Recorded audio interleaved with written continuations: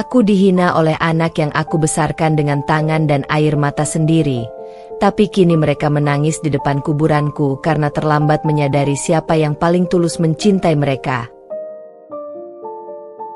Assalamualaikum warahmatullahi wabarakatuh. Selamat datang di LA Stories.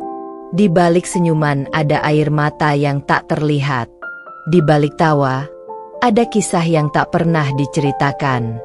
Ini adalah LA Stories, tempat di mana kisah nyata jadi pelajaran, dan luka hati jadi kekuatan.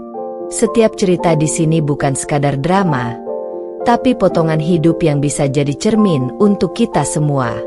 Siapkan hatimu, karena apa yang kamu dengar bisa mengubah cara pandangmu selamanya. Ini bukan sekadar cerita. Ini adalah kenyataan yang belum tentu sanggup kamu jalani.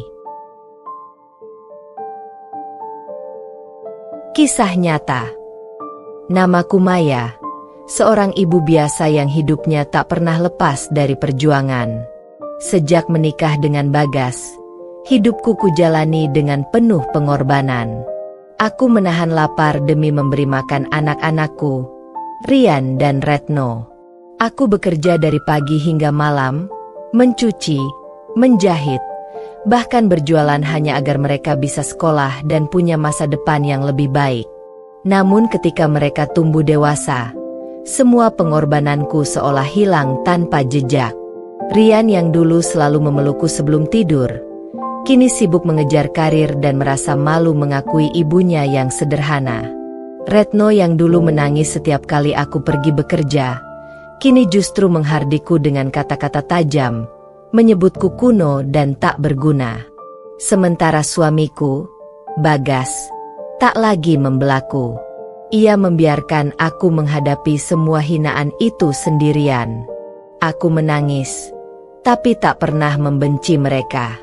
Aku hanya berharap suatu hari mereka akan sadar betapa besar cinta seorang ibu. Namun takdir berkata lain. Saat aku jatuh sakit dan tubuhku mulai melemah, tak satu pun dari mereka yang benar-benar peduli. Hingga akhirnya, aku pergi untuk selamanya, dengan senyum di wajah dan doa di bibirku agar mereka kelak menemukan kesadaran itu, walau tanpa kehadiranku lagi. Hari itu tiba. Di depan pusaraku, Rian, Retno, dan Bagas menangis sesenggukan. Mereka menyesal. Mereka sadar bahwa kasih seorang ibu tidak pernah bisa tergantikan, dan penyesalan selalu datang ketika segalanya sudah terlambat. Namun cinta Maya tidak berhenti di situ.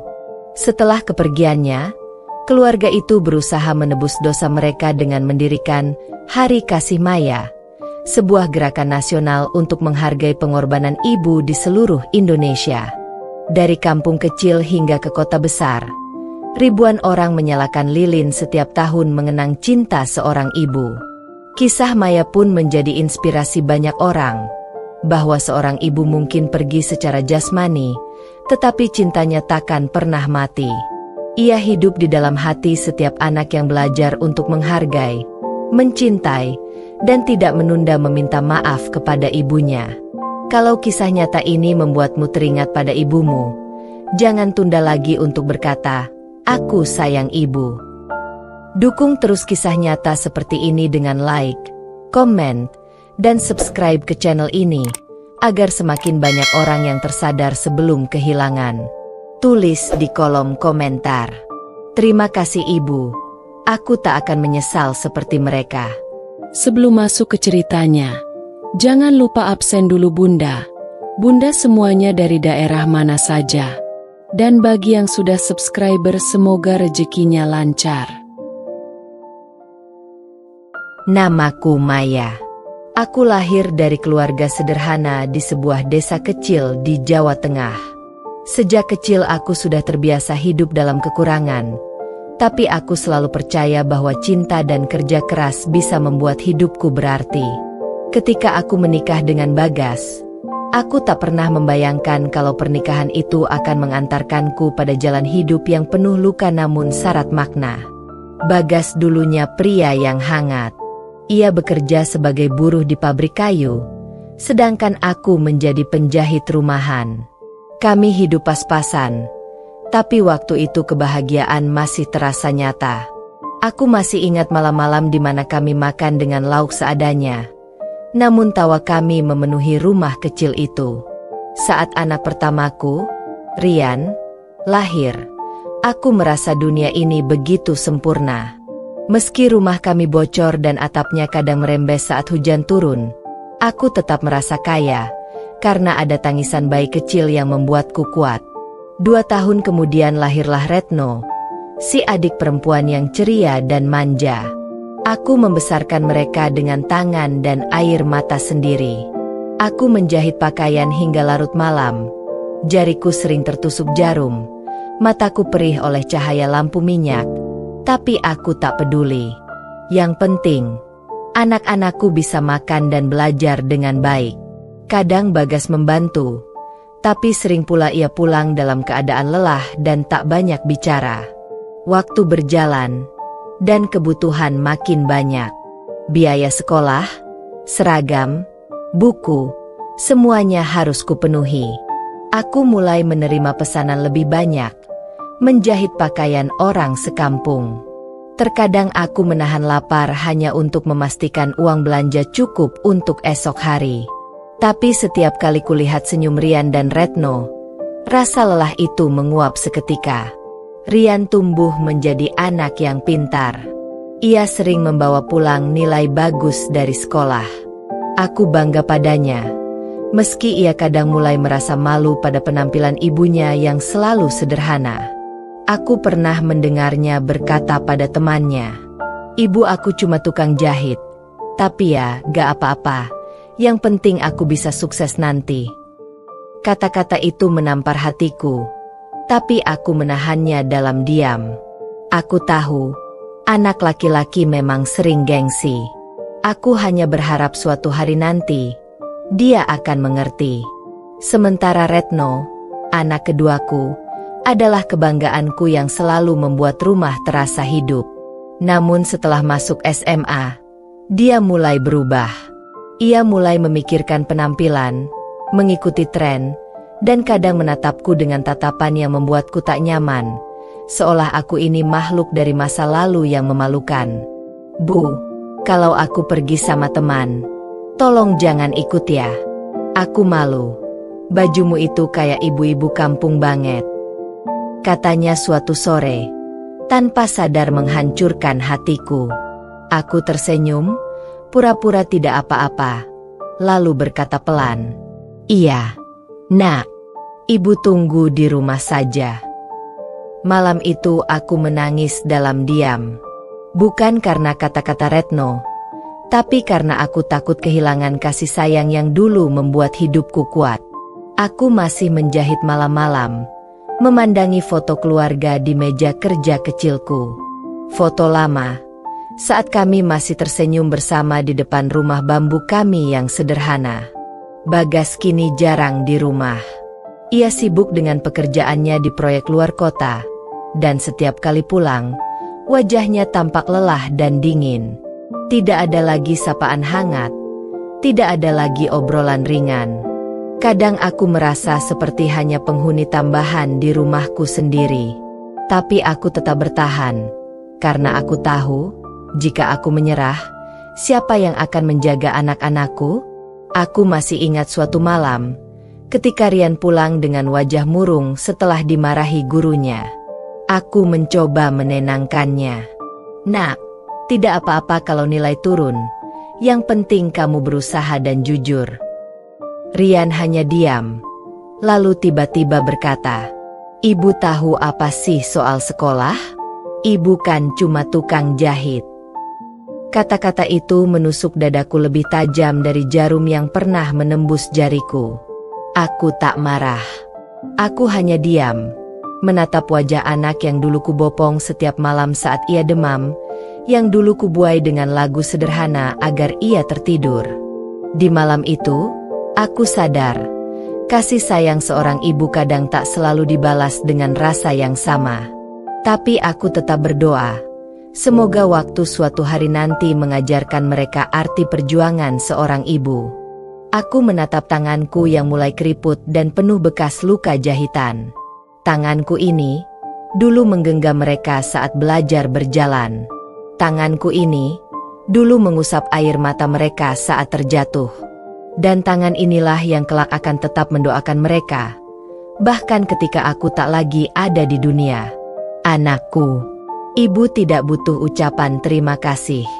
Ibu hanya ingin kalian mengingat bahwa setiap jahitan di tangan ini adalah bukti cinta yang tak akan pernah hilang, bahkan sampai napas terakhir.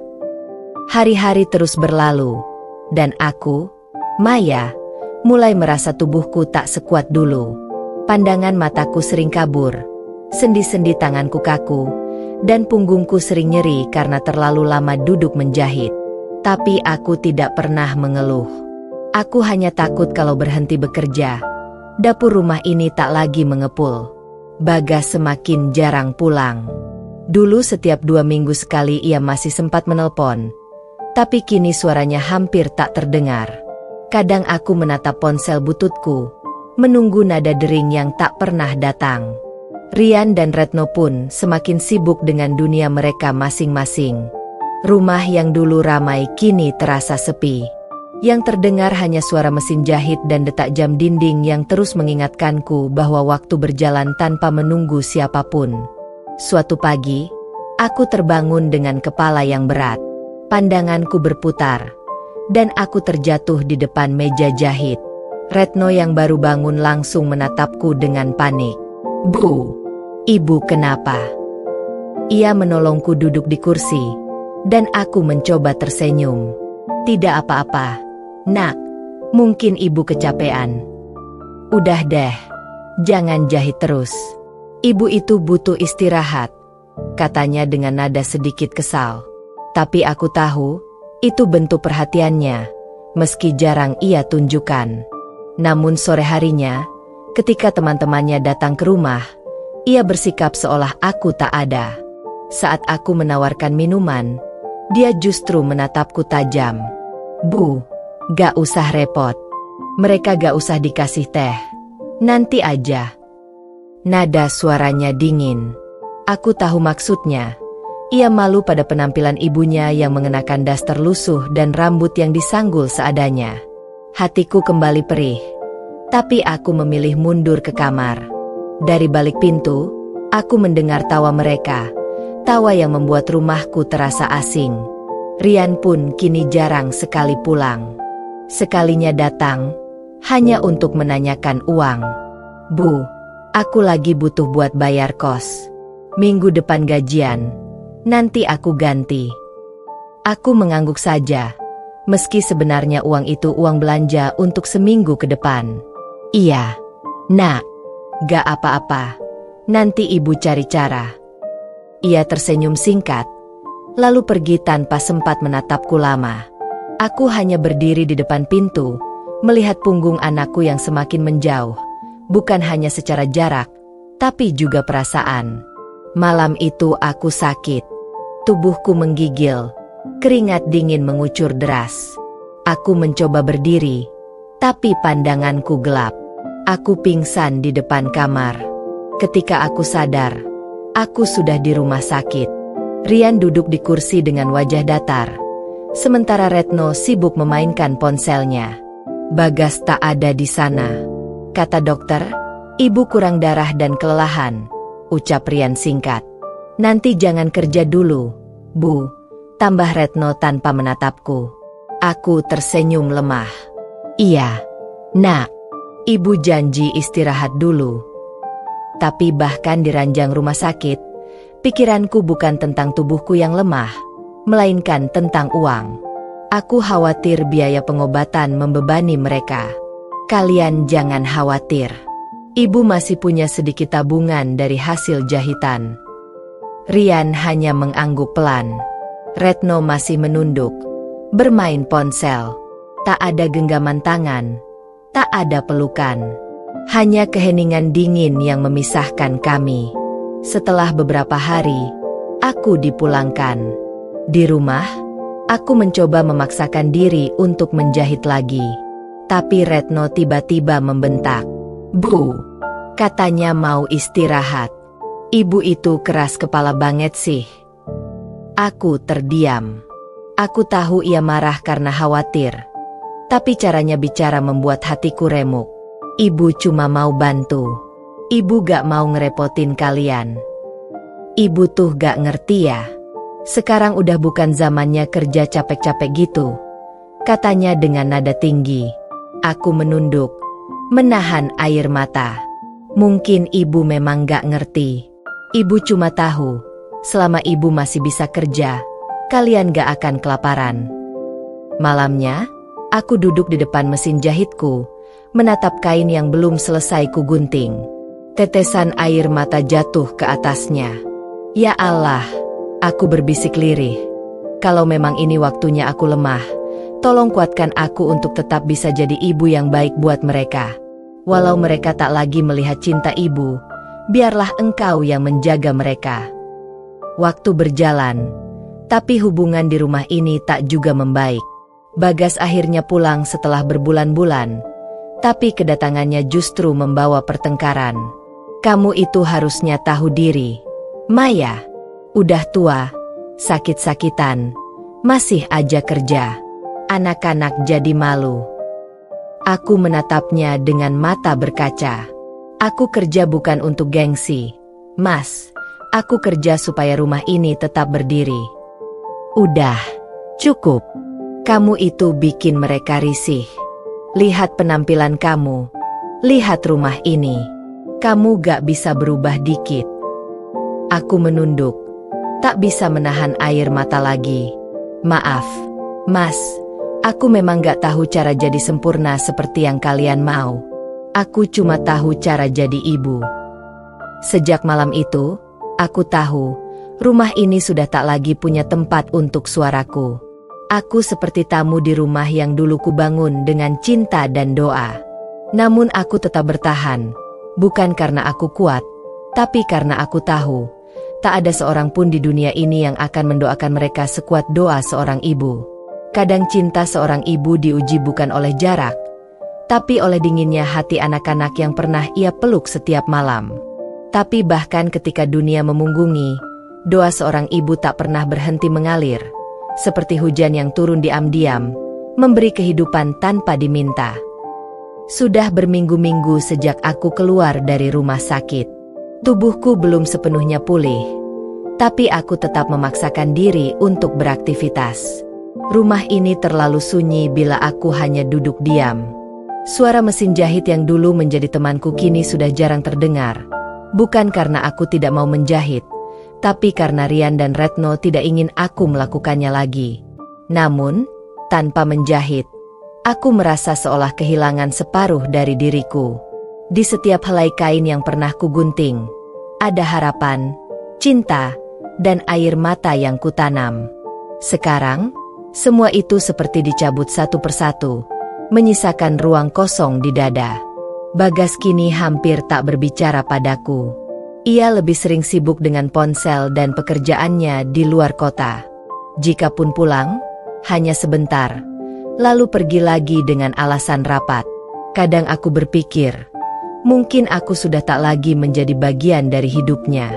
Suatu pagi, aku duduk di halaman rumah, menyapu dedaunan kering yang berjatuhan dari pohon mangga. Rian baru saja datang. Sudah lama aku tidak melihatnya. Aku senang, meski ia tampak terburu-buru. Rian, nak, ibu buatkan teh ya? Gak usah, Bu. Aku cuma mau ambil berkas. Ada meeting penting. Kamu udah makan? Tanyaku pelan. Udah, Bu. Aku menatap wajahnya, mencoba menahan air mata. Rasanya seperti menatap orang asing yang kebetulan punya wajah anakku. Ia sibuk membuka tas dan mencari sesuatu, sementara aku berdiri di sampingnya, menatapnya tanpa berani bicara lagi. Sebelum pergi, ia berkata, Bu, kalau nanti ada teman aku datang, tolong jangan keluar dulu ya. Aku gak mau mereka lihat rumah masih kayak gini. Kata-kata itu membuat dadaku sesak. Rumah ini ibu rawat dengan cinta. Rian. Iya, Tapi gak semua orang ngerti cinta kayak gitu, Bu, jawabnya sambil berlalu. Aku hanya bisa menatap punggungnya yang menjauh. Lagi-lagi, aku menangis dalam diam. Hari berganti, dan tubuhku makin sering terasa lemas. Kadang aku pingsan di dapur, atau jatuh saat sedang menyapu. Tapi aku tetap berusaha tersenyum agar anak-anakku tidak khawatir, meski mereka jarang memperhatikan. Suatu sore, Retno pulang dengan wajah kesal. Ia melempar tas ke sofa dan duduk dengan nada tinggi. Bu, teman-temanku ngatain aku anak kampung gara-gara ibu jualan kue di depan sekolah mereka.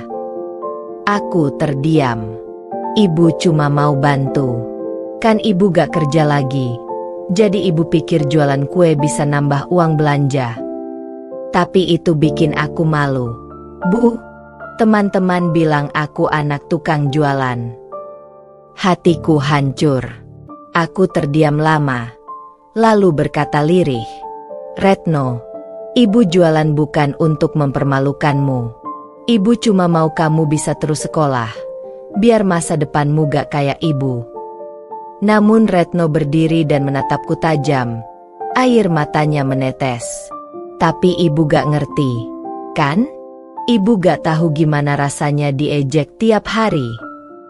Ia lalu masuk ke kamarnya, membanting pintu keras-keras. Aku duduk di lantai ruang tamu, menatap kue-kue yang masih tersisa di meja.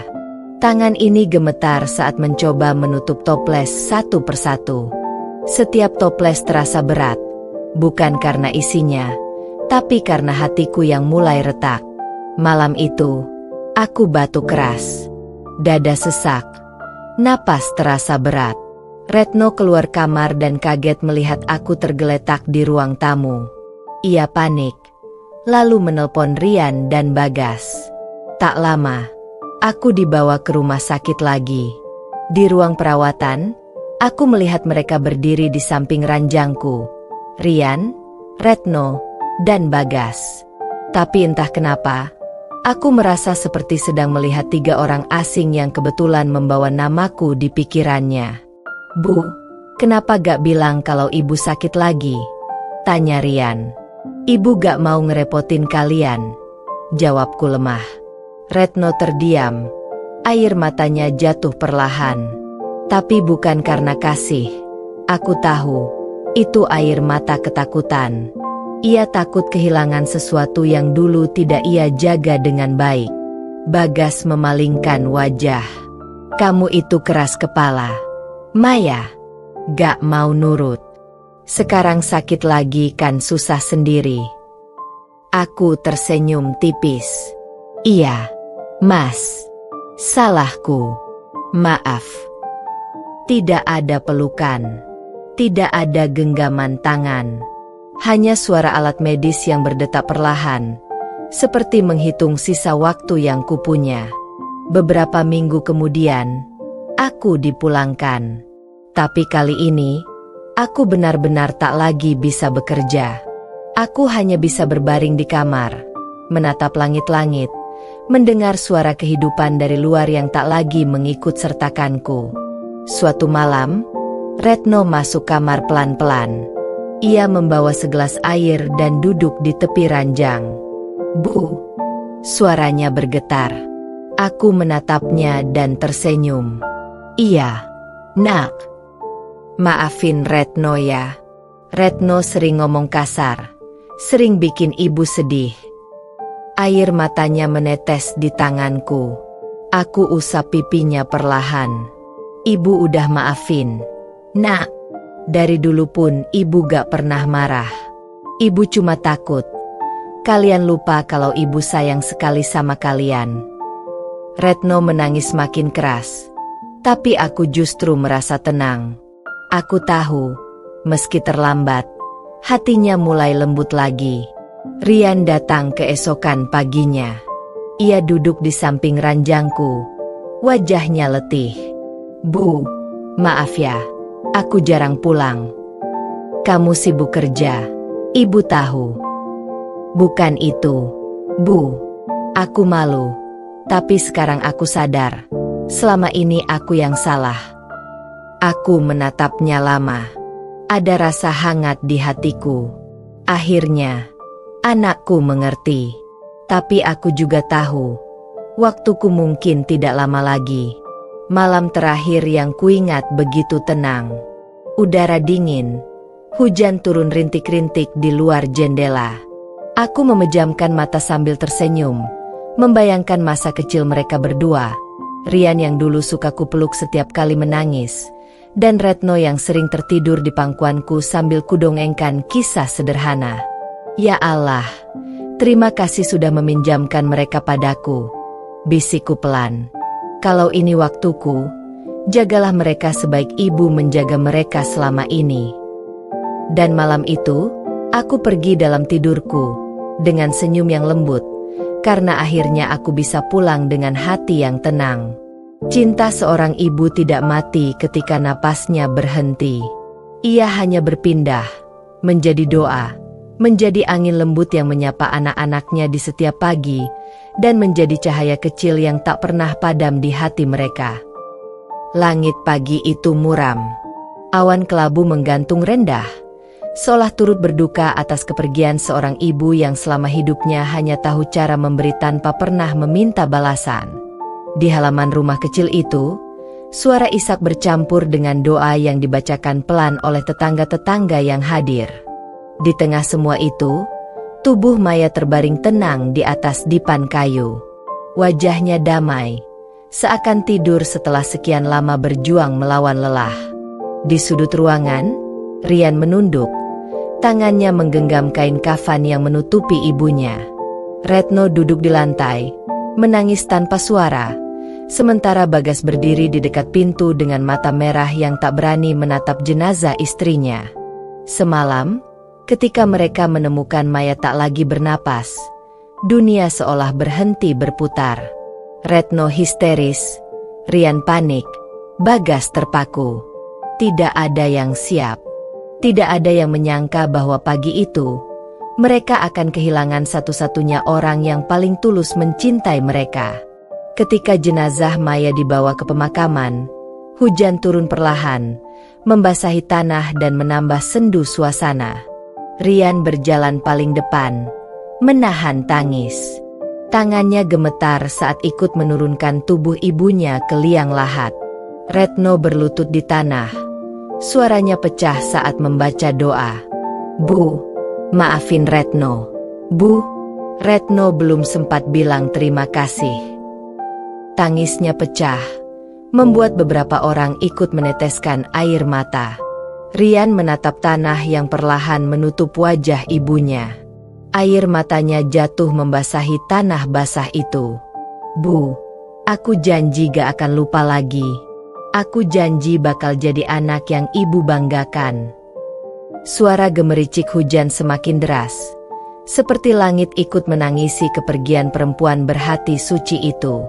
Maya pergi tanpa sempat melihat anak-anaknya benar-benar menyadari arti cintanya. Tapi di wajah mereka yang kini menangis, cinta itu akhirnya kembali, meski terlambat. Beberapa hari setelah pemakaman, rumah itu terasa sunyi dan dingin. Mesin jahit di sudut kamar tetap di tempatnya, dengan kain setengah jadi yang belum sempat disentuh. Di meja dapur, masih ada toples berisi kue yang dulu dijual Maya di sekolah Retno. Di dinding ruang tamu, tergantung foto keluarga lama.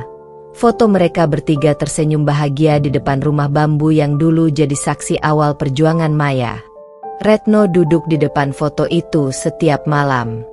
Bu, Retno nyesel. Retno dulu jahat banget sama ibu. Ibu selalu sabar, padahal Retno sering ngelukain ibu. Ia menangis sampai matanya bengkak. Kadang ia memeluk foto itu erat-erat, seolah berharap bisa merasakan hangat pelukan ibunya lagi. Rian pun sering datang ke kamar yang dulu ditempati ibunya. Ia menemukan kotak kecil berisi buku catatan lusuh. Di dalamnya, ada tulisan tangan Maya. Tulisan sederhana, tapi setiap kata membuat dadanya sesak. Hari ini ibu menjahit seragam untuk Retno. Uangnya belum cukup, tapi gak apa-apa. Asal anak-anak ibu bisa sekolah, ibu bahagia. Rian makin sibuk. Ibu bangga. Cuma kadang kangen dengar suaranya. Ibu capek, tapi ibu senang. Karena setiap malam sebelum tidur, ibu masih bisa mendoakan mereka satu persatu. Air mata Rian jatuh di halaman buku yang sudah menguning. Ia menutup wajahnya dan menangis lama. Menangis untuk semua waktu yang disia-siakan, untuk semua kata kasar yang pernah ia ucapkan. Bu, kenapa ibu gak bilang kalau ibu sesakit itu? Kenapa ibu gak minta aku pulang? Ia menatap langit-langit kamar, berharap jawaban datang, tapi yang terdengar hanya gema sunyi. Sementara itu, Bagas duduk di teras setiap malam, menatap kursi rotan tempat Maya biasa menjahit. Maaf, Maya, bisiknya lirih. Aku pikir aku udah jadi suami yang cukup, tapi ternyata aku cuma tahu cara memerintah, bukan mencintai. Ia mengingat kembali setiap pertengkaran kecil yang dulu dianggap sepele. Ucapan-ucapan dingin yang kini terasa seperti pisau di hatinya sendiri. Kamu itu harusnya tahu diri, Maya. Kamu gak usah kerja lagi, bikin malu. Kamu gak bisa berubah dikit. Kata-kata itu kembali menghantam batinnya, menggema di kepalanya tanpa henti. Kini perempuan yang dulu selalu ia remehkan telah pergi, dan penyesalan menjadi teman satu-satunya. Malam itu, Bagas menyalakan mesin jahit yang sudah berdebu. Ia menatap benda itu lama, seolah bisa melihat bayangan Maya di sana, duduk sambil menunduk, tangannya cekatan, wajahnya lembut meski lelah. Suara mesin jahit berdengung pelan, membuat air mata Bagas jatuh tanpa bisa ia tahan. Aku kangen kamu, Maya. Beberapa bulan berlalu. Rian dan Retno kini sering berziarah ke makam ibunya. Setiap kali mereka datang, keduanya membawa bunga melati, bunga kesukaan Maya. Rian berjongkok di depan pusara, suaranya serak. Bu, aku udah mulai nyisihin gaji buat bantu orang. Aku pengen ngelakuin hal yang ibu lakuin dulu. Ibu selalu bilang, tangan yang memberi gak akan kekurangan. Retno menatap batu nisan ibunya yang sederhana. Bu, aku udah belajar masak resep kue ibu. Aku jual di sekolah. Bu, bukan buat malu-maluin ibu, tapi biar semua orang tahu, aku anak dari wanita paling hebat di dunia. Angin sore berhembus lembut, menerbangkan kelopak bunga yang baru mereka tabur. Di antara suara daun dan desir angin, seolah terdengar bisikan lembut, suara yang dulu mereka kenal begitu baik. Ibu bangga sama kalian. Nak, jangan nangis lagi. Ibu udah tenang. Rian menatap Retno, dan keduanya saling berpelukan. Untuk pertama kalinya sejak lama, mereka menangis bukan karena kehilangan, tapi karena cinta yang akhirnya mereka sadari, cinta seorang ibu yang tidak pernah menuntut apapun, selain agar anak-anaknya bahagia. Kadang Tuhan menunda kesadaran agar manusia tahu betapa berharganya kasih seorang ibu. Tapi saat waktu sudah habis, hanya tangisan di atas tanah basah yang bisa menjawab semuanya. Suasana rumah itu kini berbeda. Tidak ada lagi aroma masakan sederhana yang dulu selalu tercium dari dapur. Tidak ada lagi suara langkah lembut Maya yang sibuk bolak-balik menyiapkan sarapan. Tidak ada lagi senyum lelah namun hangat yang selalu menyambut setiap kali mereka pulang. Rumah yang dulu penuh cinta dan kehidupan kini hanya menyisakan keheningan yang mencekam dan rasa bersalah yang tak terucapkan. Rian, kesepian di tengah kemewahan. Setelah kepergian ibunya, Rian hidup seperti orang yang kehilangan arah. Di luar, ia masih terlihat sukses, berjas rapi, mobil mewah, rumah besar. Namun di dalam dirinya, ada kehampaan yang tak bisa diisi dengan apapun. Setiap pagi, ia duduk di ruang makan sendirian, memandangi meja yang dulu dipenuhi masakan ibunya. Ia teringat bagaimana dulu ia sering mengeluh, bahkan kadang menolak makanan itu dengan alasan tidak enak atau kurang modern. Kini ia sadar, bukan soal rasa, tapi soal ketulusan. Makanan itu dibuat dengan cinta, bukan sekadar bumbu dapur. Suatu malam, Rian pulang dari kantor dalam keadaan lelah. Saat membuka pintu rumahnya yang megah, ia disambut oleh sunyi. Tak ada suara siapapun. Hanya suara jam dinding yang berdetak pelan. Di meja ruang tamu, ada foto lama. Foto ketika ia masih kecil, duduk di pangkuan ibunya yang tersenyum bahagia meski bajunya lusuh. Rian duduk, menatap foto itu lama sekali. Air matanya menetes perlahan. "Ma, aku bodoh. Aku sibuk mengejar dunia, tapi lupa siapa yang mengajarkanku arti kerja keras." Ia memeluk foto itu, seperti seorang anak kecil yang kehilangan tempat pulang. Sejak saat itu, Rian mulai sering berziarah ke makam ibunya. Setiap kali berdiri di sana, ia bicara sendiri, meminta maaf, menceritakan segala penyesalannya. Tapi hanya angin yang menjawab. Ibu yang dulu selalu sabar mendengar kini telah diam untuk selamanya. Retno, penyesalan seorang anak yang pernah menghina. Berbeda dengan Rian yang berusaha tegar, Retno justru jatuh dalam penyesalan yang lebih dalam. Ia dulu sering membentak Maya, menyebut ibunya kolot, tidak tahu dunia, bahkan pernah meninggikan suara hanya karena ibunya tidak tahu cara menggunakan ponsel baru. Kini, semua kata itu kembali bergema di kepalanya, seperti pisau yang berulang kali menusuk hatinya sendiri.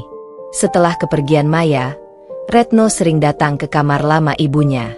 Ia masih menyimpan kain selendang yang biasa digunakan Maya untuk ke pasar. Kadang, ia menutup wajahnya dengan selendang itu sambil menangis tanpa suara. "Bu, kenapa Retno tega banget waktu itu?" Tangannya bergetar saat membuka lemari lama ibunya. Di sana masih tersimpan baju-baju lusuh, lipatan rapi, dan catatan kecil berisi daftar kebutuhan rumah. Di bagian bawah, ia menemukan buku catatan harian ibunya. Halaman pertama membuatnya terseduh. Hari ini Retno marah lagi. Aku tahu dia lelah dengan hidup. Aku juga lelah. Tapi aku tidak akan berhenti mencintai anak-anakku. Mungkin suatu hari nanti mereka akan mengerti. Kalimat itu membuat dunia Retno runtuh. Ia berlutut di lantai, memeluk buku itu erat-erat sambil menjerit dalam tangis. "Bu, maafin Retno. Retno sayang ibu. Jangan tinggalin Retno sendiri." Namun, seperti biasa, hanya sunyi yang membalas. Sejak hari itu, Retno berhenti bersolek berlebihan, berhenti berpesta, berhenti mengejar pujian dunia. Ia mulai mengenakan pakaian sederhana, sering berdoa, dan setiap minggu mengunjungi makam ibunya. Di sana, ia membawa bunga melati, bunga kesukaan ibunya. Bagas, suami yang menyesal terlambat. Bagas, suami Maya, kini hidup dalam penyesalan paling dalam. Dulu ia sibuk dengan dunianya sendiri, sering membiarkan Maya menghadapi semuanya sendirian. Saat istrinya sakit, ia masih bisa duduk menonton televisi tanpa peduli. Saat Maya menangis diam-diam di dapur karena anak-anaknya berubah, ia hanya berkata, "Sudahlah, mereka sudah besar." Kini, setiap malam Bagas tak bisa tidur. Di kamar yang dulu ia tempati bersama Maya, ia sering mendengar suara samar, seperti suara istrinya memanggil namanya dengan lembut. "Bagas, makan dulu ya. Kamu belum makan dari tadi." Ia tahu itu hanya halusinasinya, tapi ia tak sanggup berhenti mendengar. Suatu sore, Bagas pergi ke makam Maya sendirian. Ia membawa bunga mawar putih dan duduk lama di sana. "Ma, aku gagal jadi suami yang baik. Aku gagal jadi ayah yang bisa ngajarin anak-anak menghargaimu. Semua sudah terlambat." Ia menunduk, menggenggam tanah kuburan itu erat-erat, seolah masih bisa merasakan kehangatan tangan Maya yang dulu selalu menuntunnya. Sejak hari itu, Bagas berubah. Ia berhenti bekerja, menjual sebagian hartanya, dan lebih sering tinggal di rumah sederhana milik almarhumah Maya di kampung. Ia ingin menebus rasa bersalahnya dengan merawat makam istrinya sendiri setiap hari, menanam bunga di sekelilingnya, dan mendoakan ketenangan jiwa perempuan yang telah mengorbankan segalanya untuk keluarganya. Akhir yang penuh air mata. Suatu hari, Rian dan Retno datang bersama ke makam ibunya. Mereka berdiri di sisi kanan dan kiri Bagas yang sedang menabur bunga. Tidak ada kata yang terucap, hanya tangisan tertahan. Rian berbisik lirih, "Bu, kalau saja waktu bisa diputar, Rian cuma mau satu hal. Rian mau pulang. Retno menambahkan sambil menangis. Bu, aku janji, mulai sekarang aku akan hidup seperti yang ibu ajarkan. Sederhana, tapi penuh cinta. Bagas menunduk. Suaranya parau. Ma, lihatlah, keluarga kita kembali satu. Tapi tanpa dirimu, semuanya hampa. Angin sore berhembus pelan, menggoyangkan dedaunan di sekitar makam. Seolah Maya menjawab doa mereka, dengan diam, tapi penuh kasih. Kadang, manusia baru menyadari arti kehadiran seseorang ketika orang itu sudah pergi untuk selamanya. Cinta seorang ibu tak pernah mati, ia hanya berpindah, dari pelukan di dunia, menjadi doa di langit yang abadi. Kepergian Maya meninggalkan luka yang dalam, luka yang tidak bisa disembuhkan oleh waktu. Tapi di balik kesedihan itu, perlahan tumbuh kesadaran baru, kesadaran bahwa mereka harus menebus dosa dan penyesalan dengan cara mereka masing-masing. Tidak ada lagi yang bisa mereka lakukan untuk meminta maaf secara langsung, tapi mereka bisa membuat hidup mereka menjadi cermin dari kasih sayang Maya yang selama ini mereka abaikan. Bertahun-tahun Rian hidup dalam kesepian yang mewah. Tapi setiap kali ia memandangi foto ibunya, rasa bersalah selalu menghantui. Sampai suatu malam, ia duduk di depan makam Maya dengan segenggam bunga melati di tangan, dan berkata lirih, "Bu, mungkin aku gak bisa balikin waktu. Tapi izinkan Rian menebus semuanya dengan berbuat seperti yang ibu ajarkan dulu, memberi tanpa pamrih." Sejak hari itu, hidup Rian berubah total. Ia memutuskan meninggalkan pekerjaannya di kota besar yang selama ini membuatnya buta akan kasih. Ia kembali ke kampung halaman, ke rumah lama Maya yang dulu penuh kenangan sederhana. Di sana, ia mendirikan Rumah Harapan Bunda Maya, sebuah tempat bagi anak-anak yatim dan orang tua terlantar. Setiap pagi, Rian mengajarkan anak-anak itu membaca dan menulis. Ia memberi mereka makanan, bukan dengan uang melimpah, tapi dengan kasih yang tulus. Di ruang utama rumah itu, tergantung sebuah bingkai besar bertuliskan, "Cinta ibu tidak pernah mati, ia hanya berubah wujud menjadi kebaikan di hati anak-anaknya." Warga desa mulai menghormatinya. Mereka melihat bagaimana Rian yang dulu sombong kini menjadi pribadi rendah hati, yang selalu menunduk saat disebut nama ibunya. Setiap tahun, di hari meninggalnya Maya, Rian mengadakan doa bersama untuk mengenang ibunya dan membagikan sembako kepada orang yang membutuhkan. Bagi Rian, itu bukan sekadar kegiatan sosial. Itu adalah cara untuk bicara dengan ibunya dalam diam, setiap kali rindu datang menghantam tanpa permisi. Retno menghidupkan warisan cinta lewat dapur ibu. Sementara itu, Retno menemukan caranya sendiri untuk menebus kesalahan. Setelah menemukan buku catatan harian Maya, ia juga menemukan lembaran-lembaran resep masakan ibunya yang ditulis dengan tinta pudar. Di setiap halaman, ada catatan kecil penuh kasih. Ini resep sambal kesukaan Rian.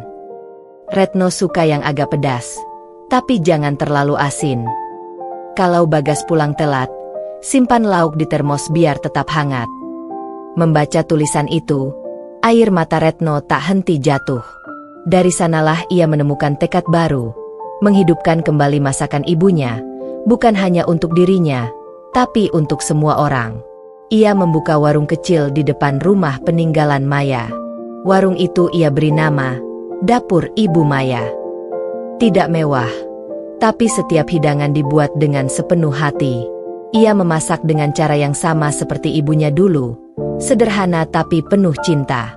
Di setiap meja, Retno menempelkan kutipan kecil. Masakan seorang ibu bukan sekadar rasa, tapi kenangan yang tidak akan pernah basi. Warung itu lambat laun menjadi tempat favorit warga sekitar. Banyak pelanggan yang datang bukan hanya untuk makan, tapi juga untuk mendengar kisah tentang Maya, ibu yang penuh kasih, yang kini hidup kembali lewat aroma masakannya. Dan setiap malam, setelah menutup warung, Retno duduk di kursi dapur, menatap foto ibunya yang tergantung di dinding. "Bu, Retno sudah gak marah-marah lagi. Bu, Retno udah belajar masak seperti ibu. Semoga ibu bangga ya." Kadang ia merasa seolah aroma wangi masakannya bercampur dengan bayangan Maya yang tersenyum lembut di pojok dapur itu. Bagas menjadi penjaga kenangan. Sementara Bagas, yang kini menua sendirian, memilih cara paling sederhana untuk menebus rasa bersalahnya, menjaga kenangan Maya tetap hidup. Ia tidak lagi bekerja di kota, tidak lagi mengejar ambisi. Ia tinggal di rumah lama mereka, rumah yang dulu menjadi saksi cinta dan pertengkaran. Setiap pagi, ia menyapu halaman, menanam bunga melati, bunga kesukaan Maya, di sekeliling rumah dan di makamnya. Setiap kali angin berhembus dan kelopak melati berjatuhan, Bagas berbisik, "Ma, rumah kita masih wangi, seperti dulu kamu di sini." Ia juga mulai menulis, sesuatu yang tidak pernah ia lakukan dulu. Ia menulis kisah hidupnya bersama Maya di sebuah buku lusuh. Dalam setiap halaman, ada pengakuan dosa, ada kenangan, dan ada doa. Ia menulisnya bukan untuk dibaca orang lain, tapi untuk disampaikan di alam lain, kepada Maya. Rian dan Retno sering datang menemaninya. Kadang mereka bertiga duduk di beranda, menatap langit sore yang keemasan. Tidak ada lagi amarah, tidak ada lagi kesombongan, hanya rasa damai yang lahir dari penyesalan yang akhirnya berbuah ketulusan. Hari peringatan Maya. 5 tahun setelah Maya pergi, Rian, Retno, dan Bagas mengadakan acara tahunan di kampung. Mereka menamai acara itu Hari Kasih Maya, hari untuk berbagi makanan gratis, memberikan beasiswa, dan menceritakan kisah tentang seorang ibu yang mengajarkan arti cinta tanpa pamrih. Setiap tahun, semakin banyak orang datang. Anak-anak kecil membaca puisi untuk Ibu Maya, warga membawa bunga ke makamnya, dan para lansia yang dulu mengenal Maya datang untuk berdoa bersama. Di akhir acara, Rian berdiri di depan semua orang, dengan suara bergetar. "Kami pernah jadi anak-anak yang durhaka, tapi ibu kami mengajari bahwa cinta tidak pernah habis, bahkan setelah maut memisahkan. Semua kebaikan ini adalah untuk mengenangnya." Retno menangis di sampingnya, sementara Bagas menatap langit yang perlahan berubah jingga. Di antara semilir angin sore, mereka bertiga seolah merasakan kehadiran Maya, tersenyum lembut, seperti dulu saat menatap mereka di ruang makan yang sederhana. Cinta seorang ibu tidak pernah benar-benar pergi. Ia hidup di setiap langkah anak-anaknya yang belajar menebus dosa. Rian menebus dengan amal, Retno dengan kasih, dan Bagas dengan kenangan. Dan di antara semua itu, nama Maya terus hidup, bukan di batu nisan, tapi di hati mereka yang akhirnya mengerti arti cinta yang sejati. Angin pagi di kampung tempat Maya dulu tinggal bertiup lembut, membawa wangi melati yang tumbuh di halaman rumah lamanya. Di antara pohon jambu dan kursi bambu tua, berdiri sebuah spanduk sederhana bertuliskan, "Hari Kasih Maya, cinta ibu tak pernah mati."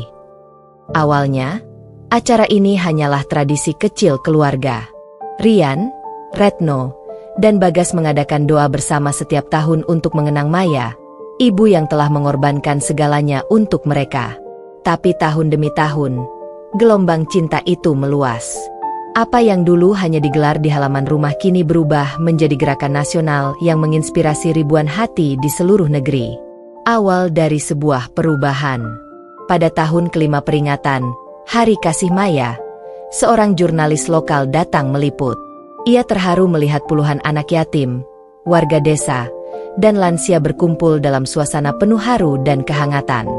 Tulisan jurnalis itu terbit dengan judul, "Dari Air Mata Seorang Ibu, Lahir Gerakan Kasih untuk Negeri." Artikel itu viral. Ribuan orang membacanya di media sosial. Banyak yang menulis komentar dengan mata berkaca-kaca. "Aku jadi ingat ibuku di kampung. Aku juga sering marah sama ibu. Aku mau pulang minta maaf. Cerita ini bikin aku sadar, ibu cuma satu di dunia ini." Sejak saat itu, pesan tentang Hari Kasih Maya menyebar ke seluruh pelosok negeri. Rian dan Retno tak pernah menyangka bahwa kisah duka keluarga mereka justru menjadi pelajaran hidup bagi jutaan orang lain. Rian, dari Rumah Harapan ke Gerakan Nasional. Rian kini menjadi sosok yang banyak dicontoh. Rumah amal yang dulu ia bangun atas nama ibunya berkembang pesat. Banyak relawan muda datang ingin membantu. Mereka melihat ketulusan Rian bukan sebagai pencitraan, tapi sebagai perjuangan menebus cinta seorang ibu. Suatu hari, ia diundang ke acara televisi nasional untuk menceritakan kisahnya. Di depan kamera, dengan suara bergetar, Rian berkata, "Dulu saya malu mengakui ibu saya. Saya pikir kesuksesan itu soal uang dan jabatan. Tapi sekarang saya tahu, kebahagiaan sejati adalah saat kita bisa membuat ibu tersenyum. Sayangnya, saya menyadari itu setelah beliau pergi." Kata-kata itu menggema di seluruh negeri. Video itu ditonton jutaan kali. Banyak sekolah, komunitas, dan perusahaan kemudian membuat acara serupa bertajuk Hari Kasih Maya, di mana setiap orang diminta untuk menelepon atau menulis surat kepada ibunya, menceritakan hal-hal yang belum sempat mereka ucapkan. Retno, suara cinta dari dapur ibu. Sementara itu, warung, dapur Ibu Maya, milik Retno menjadi tempat ziarah hati bagi banyak orang. Bukan karena makanannya yang enak, tapi karena cerita di balik setiap menu. Setiap pengunjung yang datang akan menemukan selembar kertas di meja mereka, bertuliskan pesan seperti, "Pernahkah kamu bilang terima kasih pada ibumu hari ini? Kalau kamu masih punya ibu, peluk dia sebelum malam tiba." Retno juga memutuskan membuka program Masak untuk Ibu, di mana para remaja diajari memasak resep sederhana untuk diberikan kepada ibunya di rumah. Ia percaya, kehangatan keluarga dimulai dari dapur yang penuh cinta, sama seperti yang pernah Maya lakukan. Program itu disiarkan oleh beberapa kanal kuliner, dan tanpa disangka, ribuan orang mendaftar. Bahkan di kota-kota besar, para ibu rumah tangga mengadakan kelas memasak bersama untuk mengenang ibu mereka yang sudah tiada. Retno menjadi inspirasi banyak perempuan. Dalam sebuah wawancara, ia berkata, "Dulu aku merasa malu pada ibu karena hidupnya sederhana. Sekarang, aku bangga karena dari kesederhanaannya, aku belajar arti cinta yang sesungguhnya." Bagas, penjaga warisan cinta. Bagas, yang kini menua dengan rambut memutih dan langkah yang mulai goyah, menjadi saksi dari semua perubahan ini. Ia tidak banyak bicara, tapi setiap tahun, ia tetap berjalan ke makam istrinya membawa bunga melati. Kini, makam Maya tidak lagi sepi. Banyak orang datang dari luar kota, membawa bunga, menaruh surat, dan berdoa. Di antara batu nisan sederhana itu, ada sebuah plakat kecil bertuliskan, "Di sini beristirahat Maya, seorang ibu yang cintanya menginspirasi bangsa." Bagas sering duduk di sana lama sekali. Kadang ia tersenyum, kadang menangis pelan sambil berbisik, "Lihat, Ma, cintamu menembus waktu." Semua orang akhirnya tahu betapa berharganya kasih seorang ibu. Dari desa ke seluruh negeri. Tak lama kemudian, pemerintah ikut mendukung gerakan ini. Mereka resmi menetapkan tanggal meninggalnya Maya sebagai Hari Nasional Cinta Ibu, atau dikenal dengan nama Hari Kasih Maya. Di sekolah-sekolah, guru meminta murid menulis surat untuk ibunya. Di kantor-kantor, karyawan diberi waktu 1 jam untuk menelpon atau mengunjungi ibu mereka. Di televisi, acara talk show, film pendek, dan konser amal diselenggarakan dengan satu pesan yang sama. Jangan tunggu kehilangan untuk menyadari siapa yang paling tulus mencintaimu. Rian, Retno, dan Bagas hadir sebagai tamu kehormatan di acara peringatan pertama Hari Kasih Maya tingkat nasional. Ribuan orang berdiri memberi tepuk tangan ketika nama Maya disebut. Rian menatap ke langit. Retno menggenggam tangan ayahnya. Mereka tahu, di balik semua ini, ada jiwa lembut yang sedang tersenyum di tempat yang jauh. Bahagia melihat cinta yang dulu ia tanam kini tumbuh menjadi ladang kebaikan. Cinta yang tak pernah mati. Dari kisah sederhana seorang ibu di kampung kecil, lahir sebuah gerakan besar yang menyentuh hati jutaan orang. Maya mungkin telah pergi, tapi namanya hidup di setiap doa, setiap pelukan anak pada ibunya, setiap air mata yang jatuh karena rindu yang tak terbalas. Hari Kasih Maya bukan hanya peringatan, tapi pengingat bahwa kasih ibu bukan sekadar kenangan. Ia adalah api yang abadi, menyala di dada setiap anak yang pernah merasakan pelukan seorang ibu, meski hanya sekali. Cintailah ibumu hari ini, bukan besok. Ucapkan maaf, ucapkan terima kasih. Peluk dia sebelum terlambat. Karena ketika bumi menutup tubuhnya, semua kata tak lagi terdengar, hanya doa yang akan sampai. Sudah lebih dari 10 tahun sejak kepergian Maya. Waktu berjalan begitu cepat, tapi nama dan kasihnya tetap hidup. Tak hanya dalam kenangan, tapi dalam cara anak-anaknya menata kehidupan mereka sendiri. Bunga melati di halaman rumah peninggalan Maya kini tumbuh lebat. Aromanya semerbak setiap pagi, seolah menjadi pengingat lembut bahwa cinta seorang ibu tak pernah mati, hanya berubah wujud menjadi keberkahan. Rian menemukan cinta yang tulus seperti ibu. Setelah bertahun-tahun menebus rasa bersalah, Rian akhirnya belajar berdamai dengan masa lalu. Ia tak lagi dibayangi oleh air mata penyesalan, karena kini ia menjalani hidup dengan cara yang diajarkan ibunya, rendah hati, ikhlas, dan penuh kasih. Di rumah harapan Bunda Maya, tempat ia membina puluhan anak yatim, datanglah seorang relawan muda bernama Alia, guru sukarlawan yang lembut tutur katanya dan penuh perhatian pada anak-anak. Alia bukan perempuan yang glamor. Ia sederhana, penyabar, dan sangat menghormati orang tua. Setiap kali Rian melihat Alia menenangkan anak-anak yang menangis, hatinya seperti melihat bayangan ibunya sendiri. Suatu sore, ketika mereka sedang menyiapkan makan malam untuk anak-anak, Rian berkata pelan, "Kamu tahu, dulu ibu saya selalu bilang, kalau mau menilai seseorang, lihat cara dia memperlakukan anak kecil dan orang tua." Alia tersenyum, menatap Rian dengan mata teduh. "Kalau begitu, ibumu pasti orang hebat ya?" "Lebih dari itu," jawab Rian lirih. "Dia orang yang paling tulus mencintai saya, bahkan saat saya tidak pantas dicintai." Hubungan mereka tumbuh bukan dari rayuan atau kemewahan, tapi dari kesamaan jiwa, sama-sama ingin berbuat baik dan membagikan kasih. Setahun kemudian, Rian dan Alia menikah dalam upacara sederhana di rumah peninggalan Maya. Tidak ada pesta mewah, tidak ada musik keras, hanya doa, keluarga, dan anak-anak asuh yang menyanyikan lagu tentang cinta seorang ibu. Di pelaminan, di antara bunga melati putih, Rian menatap langit sambil berbisik, "Bu, Rian udah gak sendiri lagi. Aku menemukan seseorang yang mencintaiku seperti ibu dulu mencintaiku. Semoga ibu bahagia di sana." Sejak hari itu, Rian dan Alia melanjutkan perjuangan Maya. Mereka memperluas rumah harapan ke kota lain, menamainya Yayasan Kasih Maya Nusantara. Retno menemukan makna hidup lewat keluarga yang hangat.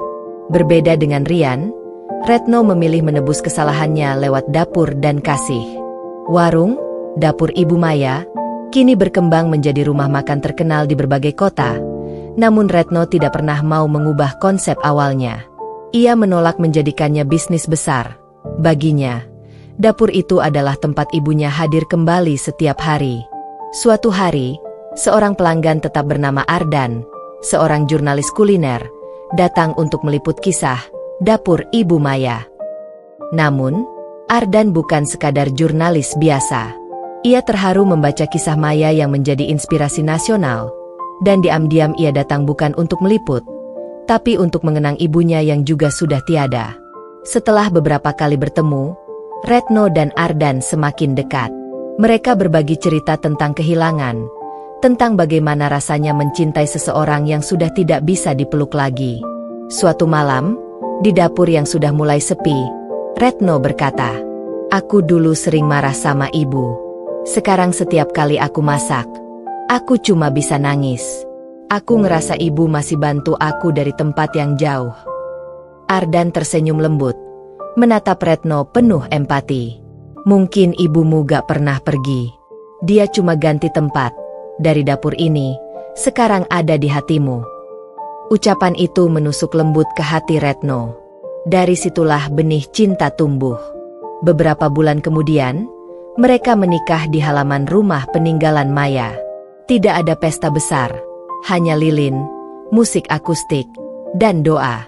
Retno memasak semua makanan di pesta pernikahannya sendiri. Menu utamanya, nasi liwet, sambal tomat, dan ikan goreng, makanan favorit ibunya. Sambil menatap meja makan yang dikelilingi tawa keluarga, Retno berkata pelan pada suaminya, "Aku ingin rumah tanggaku sederhana aja, tapi penuh cinta, kayak rumah yang dulu dijaga ibu." Kini, Retno memiliki 2 anak kecil. Setiap kali ia memasak, ia mengajak mereka ke dapur sambil berkata, "Kalian tahu gak, siapa yang ngajarin mama masak?" Dan ketika anaknya menjawab, "Nenek Maya," Retno hanya tersenyum sambil menatap langit-langit, seolah membayangkan ibunya tersenyum dari atas sana. Bagas, damai menutup usia. Sementara Bagas, ayah mereka, kini hidup dalam ketenangan. Setelah melihat anak-anaknya menemukan cinta sejati dan kehidupan yang baik, ia merasa beban penyesalannya mulai terangkat sedikit demi sedikit. Bagas sering duduk di beranda rumah sambil memandangi taman bunga melati. Kadang Rian dan Alia datang menjenguk bersama anak-anak panti. Kadang Retno dan Ardan pulang membawa cucu-cucunya. Rumah itu kembali ramai. Suara tawa anak-anak menggema di seluruh sudut, seperti dulu saat Maya masih hidup. Suatu sore, ketika matahari hampir tenggelam, Bagas duduk di kursi bambu sambil memandangi foto Maya di dinding. Ia berbicara pelan, seperti sedang bercakap dengan seseorang yang duduk di sampingnya. "Ma, lihatlah. Anak-anak kita sudah bahagia. Mereka akhirnya belajar mencintai seperti yang kamu ajarkan. Aku juga udah gak marah lagi sama diri sendiri. Aku cuma rindu kamu." Angin sore berhembus lembut, menggoyangkan bunga melati yang sedang mekar. Seolah Maya menjawab lewat semilir udara yang menenangkan. "Aku selalu di sini, Gas, di setiap tawa mereka, di setiap cinta yang tumbuh karena kita." Beberapa bulan kemudian, Bagas meninggal dunia dengan tenang di kamarnya, dalam posisi tersenyum. Di meja kecil di samping ranjangnya, ada foto keluarga mereka bertiga, dirinya, Rian, Retno, dan Maya, serta selembar surat yang ia tulis sendiri. "Jika suatu hari aku pergi, jangan tangisi aku, karena aku akan kembali ke pelukan Maya, perempuan yang paling aku cintai. Dan aku tahu, anak-anak kita akan meneruskan cinta ini sampai akhir waktu." Akhir yang penuh kedamaian. Tahun-tahun berlalu, dan kisah keluarga Maya menjadi legenda hidup. Rian dan Retno terus menjalankan warisan ibunya. Bukan harta, bukan kemewahan, tapi warisan kasih. Rumah harapan terus membesar. Dapur ibu Maya menjangkau pelosok negeri, dan setiap tahun, Hari Kasih Maya diperingati dengan semakin hikmat. Kini, banyak orang tua yang tersenyum karena anak-anak mereka pulang membawa bunga, hanya untuk berkata, "Ma, aku sayang ibu." Rian dan Retno tahu, di balik semua keberhasilan itu, ada satu jiwa yang selalu menyertai mereka. Maya, ibu yang dulu dihina, ditinggalkan, namun akhirnya dihormati oleh seluruh negeri karena cinta tanpa syaratnya. Pada akhirnya, cinta yang lahir dari air mata seorang ibu mampu menumbuhkan kebahagiaan di generasi berikutnya. Rian hidup untuk menolong, Retno hidup untuk berbagi, dan Bagas beristirahat dalam damai. Semuanya bersatu dalam satu benang merah, kasih Maya.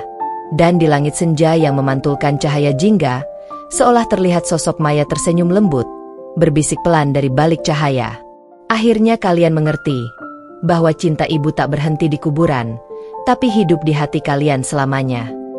Tahun demi tahun berlalu setelah Hari Kasih Maya menjadi gerakan nasional.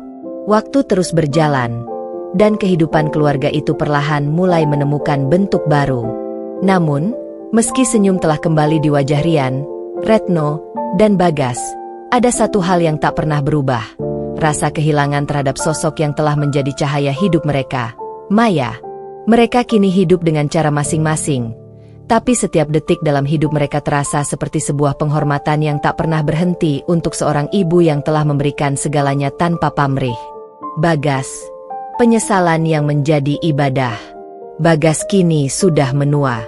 Rambutnya memutih, langkahnya pelan, dan setiap pagi, ia tak pernah melewatkan satu hal, menyapu halaman makam Maya. Ia kini tinggal sendirian di rumah yang dulu pernah penuh tawa. Rian dan Retno sudah menikah dan tinggal di kota berbeda, tapi Bagas memilih tetap di rumah tua itu.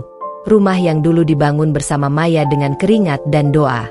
Setiap pagi, Bagas menyiapkan bunga kamboja dan air mawar. Ia berjalan perlahan ke makam istrinya, berbicara seolah Maya masih di sana. "Ma, aku gak bisa berhenti minta maaf. Aku baru sadar, selama ini aku sibuk mengejar hidup, tapi gak pernah benar-benar hidup di sampingmu." Ia menatap Nisan dengan mata berkaca-kaca. Di sana, terukir nama Maya Dewi Kartika, ibu, istri, dan cahaya keluarga. Kini Bagas menjadi sosok yang sangat religius. Ia menghabiskan hari-harinya dengan membantu masjid di kampung. Ia membiayai perbaikan musola, menyalurkan sembako untuk warga miskin, dan bahkan membuka rumahnya untuk anak-anak yatim belajar mengaji setiap sore. Orang-orang kampung sering berkata, Pak Bagas itu mungkin sedang menebus dosanya pada almarhumah istrinya. Dan Bagas hanya tersenyum kecil. Dalam hatinya, ia tahu semua itu benar. Ia tak pernah berhenti berharap. Kelak, ketika ajal menjemput, ia bisa beristirahat di sebelah Maya, di bawah tanah yang sama, di mana tak ada lagi air mata atau penyesalan. Rian menjadi ayah yang berbeda. Rian kini sudah menikah dengan seorang guru bernama Dina. Mereka memiliki 2 anak kecil yang lucu, Rafa dan Naya. Setelah lama menyesali masa lalunya, Rian tumbuh menjadi sosok ayah yang lembut dan penuh kasih. Ia tak ingin mengulang kesalahan yang dulu ia lakukan terhadap ibunya. Setiap kali melihat anak-anaknya tertidur, ia selalu teringat bagaimana Maya dulu menenangkannya saat mimpi buruk, atau bagaimana tangan ibunya yang kasar tapi lembut mengelus kepalanya. Rian kini bekerja sebagai dosen di sebuah universitas negeri. Ia dikenal karena mata kuliahnya yang selalu dimulai dengan satu kalimat, "Hormatilah ibumu." Karena tanpa doa ibu, sehebat apapun kamu tak akan sampai kemana-mana.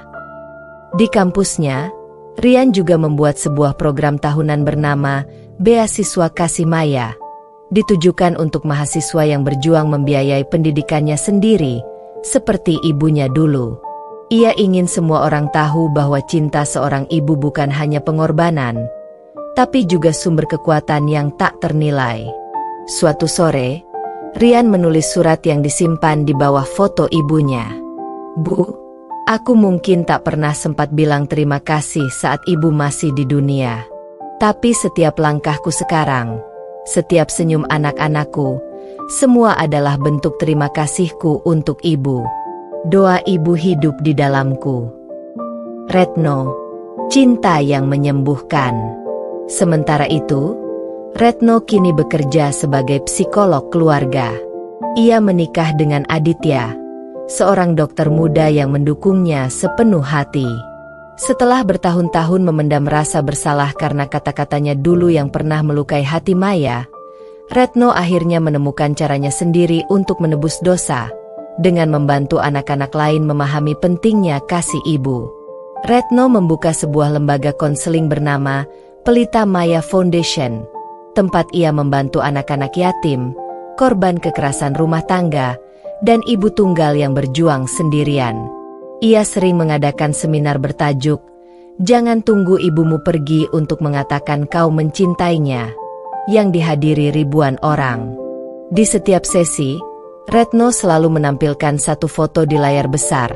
Foto ibunya, Maya, sedang menjahit dengan senyum hangat di wajahnya. Dan setiap kali itu terjadi, air matanya selalu jatuh tanpa bisa ia tahan. "Ibu, semoga di surga sana, ibu tahu, aku tidak lagi malu menjadi anakmu. Aku justru bangga, karena ibu telah menjadikan aku seseorang yang memahami arti cinta tanpa syarat." Hari peringatan Maya. Setiap tahun, pada tanggal wafatnya Maya, keluarga kecil itu selalu berkumpul di rumah lama mereka. Rian membawa istrinya dan anak-anaknya. Retno datang bersama suaminya dan beberapa anak binaan yayasan. Dan tentu saja, Bagas duduk di kursi kayu depan rumah, menunggu mereka dengan mata berkaca-kaca. Mereka menyalakan lilin di sekitar foto Maya, menabur bunga, dan membaca doa bersama. Namun tahun itu berbeda. Banyak warga datang, tetangga, murid-murid Rian, bahkan beberapa anak panti asuhan binaan Retno. Mereka semua ingin ikut memperingati sosok yang mereka kenal lewat kisah inspiratif. Salah satu warga berkata dengan tulus, "Bu Maya mungkin sudah tiada, tapi kasihnya hidup di hati banyak orang." Suasana menjadi haru. Retno memeluk ayahnya erat. Rian berdiri menatap langit sore yang memerah. Di antara semilir angin dan aroma tanah basah, mereka merasa seolah Maya hadir di sana. Malam itu, saat semua sudah pulang, Bagas duduk di beranda, menatap langit. Ia berbisik pelan, "Ma, anak-anak kita sudah jadi orang baik. Kau bisa tenang di sana." Dan di bawah sinar bulan, daun Kamboja di dekat makam Maya bergetar lembut, seolah menjawab dengan bisikan lembut, "Aku selalu tenang, karena cinta kita tak pernah mati." Matahari pagi menyinari halaman rumah tua yang kini tampak rapi dan dipenuhi bunga-bunga warna-warni. Di sudut taman kecil itu berdiri sebuah batu nisan putih dengan tulisan halus yang mulai menua. Maya Dewi Kartika, cinta sejati yang tak pernah padam. Di sekitar makam itu berlarian 4 anak kecil dengan tawa riang. Rafa, Naya, Raihan, dan Alia, cucu-cucu Maya yang kini menjadi generasi penerus keluarga itu. Mereka tak pernah bertemu sang nenek, namun setiap cerita tentang Maya telah hidup di hati mereka seolah nenek itu masih ada. Rafa, si cerdas yang mengagumi sosok nenek. Rafa adalah anak pertama Rian. Usianya 10 tahun, dan ia sudah sangat cerdas serta gemar membaca. Setiap malam, ia meminta ayahnya membacakan kisah yang sama, kisah tentang seorang ibu yang kuat, bernama Maya. "Ayah, kenapa nenek Maya selalu tersenyum walau hidupnya susah?" tanyanya suatu malam dengan mata berbinar. Rian menatap anaknya dengan lembut, lalu menjawab, "Karena nenek tahu, kebahagiaan bukan dari harta, tapi dari rasa syukur. Ia selalu tersenyum karena ingin anak-anaknya kuat." Rafa terdiam lama, lalu berkata pelan, "Kalau gitu, aku juga mau seperti nenek Maya. Ayah, aku mau bikin orang lain bahagia walaupun aku capek." Rian menahan air mata. Ia memeluk anaknya erat-erat, karena di mata Rafa, ia melihat kembali semangat Maya. Sederhana, tulus, tapi begitu besar. Rafa kemudian menulis cerita pendek di sekolahnya berjudul Nenek dari Langit, kisah tentang perempuan yang menjaga keluarganya dari surga. Cerita itu memenangkan lomba menulis tingkat kota, dan saat gurunya bertanya siapa sosok nyata di balik kisah itu, Rafa menjawab dengan tegas, "Itu kisah tentang nenekku. Namanya Maya." Naya, si lembut yang gemar berdoa. Naya, adik Rafa, berusia 7 tahun. Ia manis dan pendiam, tapi setiap kali diajak ke makam Maya, ia selalu membawa bunga Kamboja putih dan berkata, "Nenek pasti suka yang ini, kan, Ayah?" Ia sering duduk diam di dekat nisan sambil bercerita pelan, seperti berbicara dengan seseorang yang mendengarkannya. Kadang ia menceritakan hari-harinya di sekolah, kadang ia hanya bernyanyi pelan lagu yang diajarkan ibunya, Dina, lagu yang dulu dinyanyikan Maya untuk anak-anaknya. Suatu sore, Rian melihat Naya menulis sesuatu di buku hariannya. "Aku belum pernah lihat nenek Maya, tapi aku tahu beliau baik. Aku bisa rasain cintanya di rumah, di doa ayah, dan di hati ibu." Kata-kata sederhana itu membuat Rian tertegun lama. Ia sadar, warisan Maya bukan sekadar nama atau kisah, tapi rasa kasih yang begitu nyata hingga bisa dirasakan generasi setelahnya. Raihan, cucu dari Retno yang berani dan tulus. Dari sisi Retno, ada Raihan, anak laki-laki yang kini berusia 9 tahun. Ia tumbuh menjadi anak pemberani dan senang membantu orang lain. Setiap kali ibunya mengadakan acara di lembaga Pelita Maya Foundation, Raihan selalu ikut membantu membagikan makanan atau mainan kepada anak-anak yatim. Suatu hari, seorang relawan bertanya, "Kamu kenapa semangat sekali bantu-bantu, Ray?" Dan bocah itu menjawab dengan polos, "Mama bilang, Nenek Maya itu suka berbagi walau gak punya apa-apa. Aku mau jadi kayak nenek." Jawaban itu membuat semua orang yang mendengarnya menunduk haru. Dalam diri bocah kecil itu, seolah Maya hidup lagi, lewat tangan-tangan kecil yang terus memberi tanpa pamrih. Alia, si kecil yang menyembuhkan luka. Alia, anak bungsu Retno, baru berusia 5 tahun. Tapi meski masih kecil, Alia sudah dikenal lembut dan penyayang. Setiap kali kakek Bagas sakit, Alia selalu duduk di sampingnya, membacakan doa sambil memegang tangan keriput itu. "Kek, katanya Nenek Maya dulu suka pijitin kakek kalau kakek capek." "Ya." Bagas tersenyum lirih, menatap wajah cucunya yang mirip sekali dengan Maya di masa muda. "Iya, Nak. Nenekmu itu tangan surganya kakek. Sekarang, kamu yang nerusin, ya?" Alia tertawa kecil, lalu berkata, "Kalau gitu, aku juga mau jadi tangan surga, Kek." Bagi Bagas, setiap kali melihat cucu-cucunya, ia merasa seolah Maya menatapnya lewat mata mereka. Ada cinta, ketulusan, dan kesabaran yang sama di sana. Hari Kasih Maya kini menjadi tradisi keluarga dan sekolah. Kini setiap tanggal 12 Mei, seluruh keluarga besar Rian dan Retno memperingati Hari Kasih Maya. Mereka berkumpul di rumah tua peninggalan Maya, membawa makanan sederhana dan bunga. Tapi tahun ini, sesuatu yang baru terjadi. Rafa mengusulkan agar peringatan itu dilakukan juga di sekolahnya. Ia mengajak teman-teman sekelas untuk menulis surat untuk ibu masing-masing, lalu membacakannya di depan kelas. Retno dan Rian datang untuk memberikan sedikit cerita tentang sosok Maya. Suasana haru pun tak terelakkan. Banyak anak menangis. Banyak yang memeluk ibunya lebih erat setelah itu. Guru mereka, Bu Ratih, berkata, "Anak-anak, berterima kasihlah pada keluarga Maya, karena lewat kisah mereka, kita belajar bahwa kasih ibu adalah keajaiban paling nyata di dunia."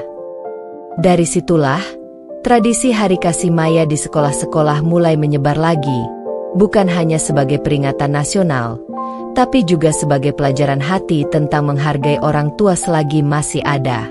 Bagas dan warisan terakhir.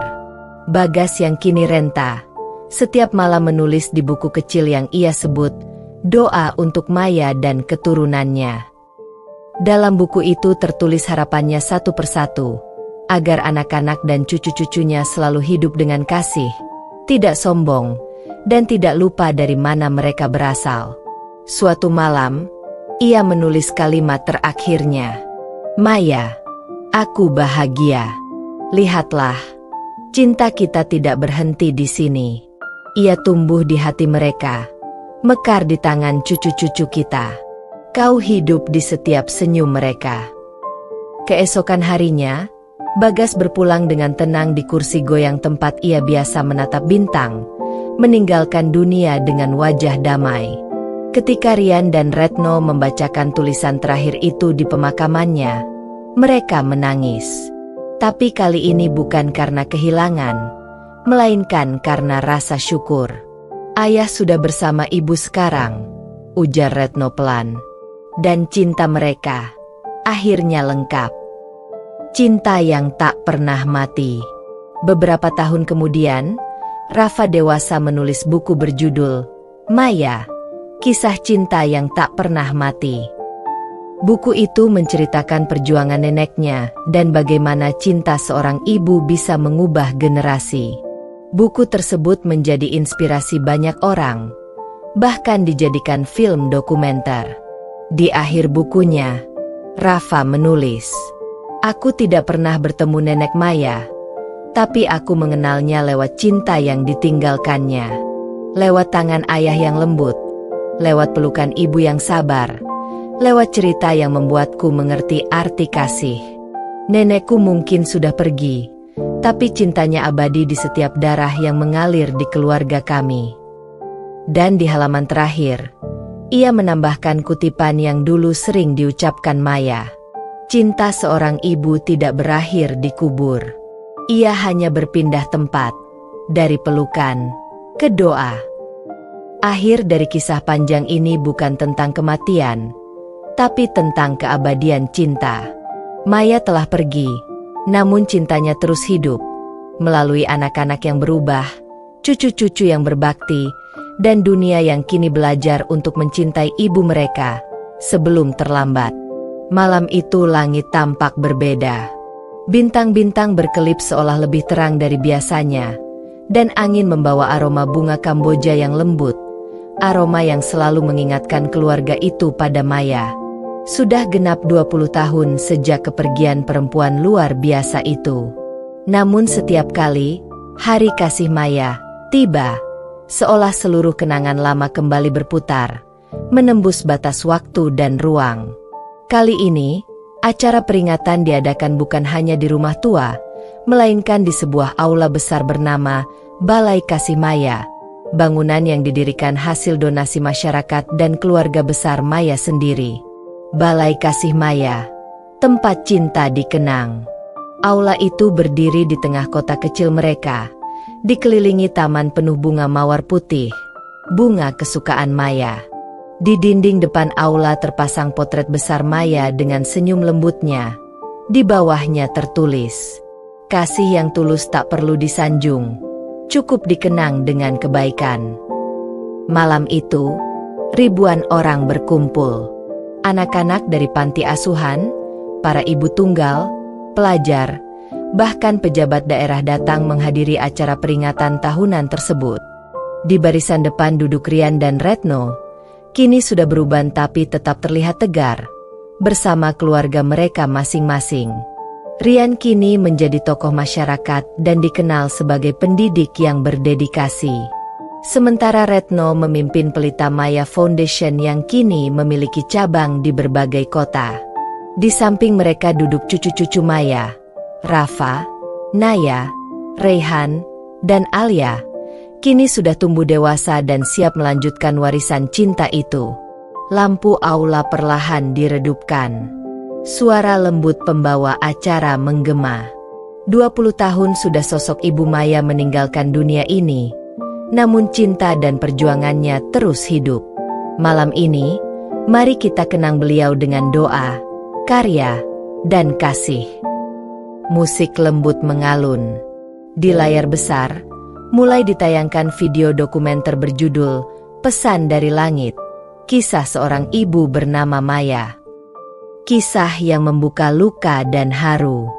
Video itu menampilkan potongan kehidupan lama, foto-foto Maya saat menjahit di rumah kecilnya, cuplikan wawancara warga kampung, dan kisah perjuangan seorang ibu yang membesarkan 2 anak dengan tangan sendiri. Rian tak kuasa menahan air mata ketika layar menampilkan rekaman suara lama yang ditemukan dari kaset usang. Suara Maya saat berbicara dengan anak-anaknya ketika mereka kecil. "Nak, kalau ibu nanti gak ada, jangan sedih. Selama kalian hidup baik, ibu akan tetap di sini, di hati kalian."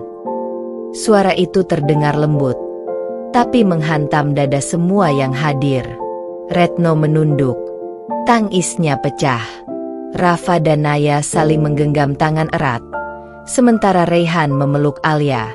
Semua hadirin hening. Seolah di ruangan itu, kehadiran Maya benar-benar terasa. Setelah video berakhir, Rian berdiri di atas panggung. Suaranya bergetar menahan haru. "Ibuku, bukan orang terkenal, bukan wanita kaya, tapi cintanya membuat dunia ini berubah. Aku dulu menyesal, karena terlalu sibuk mencari kebahagiaan di luar rumah. Padahal kebahagiaan itu selalu menungguku di dalam rumah, di hati seorang ibu. Rian berhenti sejenak, menatap wajah-wajah hadirin. Bagi kalian yang masih punya ibu, peluklah dia malam ini. Jangan tunggu waktu membuat kalian kehilangan. Ruangan bergemuruh dengan isak tangis. Banyak orang menunduk, menutup wajah, dan di antara mereka, beberapa anak muda berlari keluar aula, menelepon ibu mereka sambil menangis. Retno dan pesan batin yang tak terlupakan. Ketika giliran Retno berbicara, suasana semakin syahdu. Ia membawa secarik surat tua, surat terakhir dari ibunya yang dulu ditemukan di dalam kotak jahit peninggalan Maya. Retno membaca dengan suara lirih. Untuk Rian dan Retno, jika suatu hari ibu tak ada, jangan bersedih terlalu lama. Ibu ingin kalian hidup bahagia, bukan karena ibu sempurna, tapi karena ibu ingin kalian jadi lebih baik dari ibu. Jangan ulangi kesalahan orang tua kalian. Jangan biarkan ego memisahkan kasih dalam keluarga. Dan tolong, jaga ayah kalian. Karena meski ia keras, hatinya pernah hancur untuk kalian. Ibu mencintai kalian, bukan hanya hari ini, tapi selamanya. Tangisan pelan terdengar di seluruh aula. Bahkan pembawa acara pun tak mampu menahan air mata. Retno menatap ke atas, seolah berbicara pada langit. Bu, lihatlah, warisanmu tidak hilang. Kami belajar, kami berubah, dan kami terus melanjutkan kasihmu. Cucu-cucu Maya, penerus cinta. Setelah itu, giliran cucu-cucu Maya naik ke panggung. Mereka kini sudah dewasa dan sukses di bidangnya masing-masing. Rafa, kini seorang penulis terkenal, berdiri di depan mikrofon sambil membawa buku berjudul Surat dari Ibu. Nenek Maya tidak hanya milik keluarga kami. Ia milik semua orang yang pernah merasa dicintai tanpa syarat.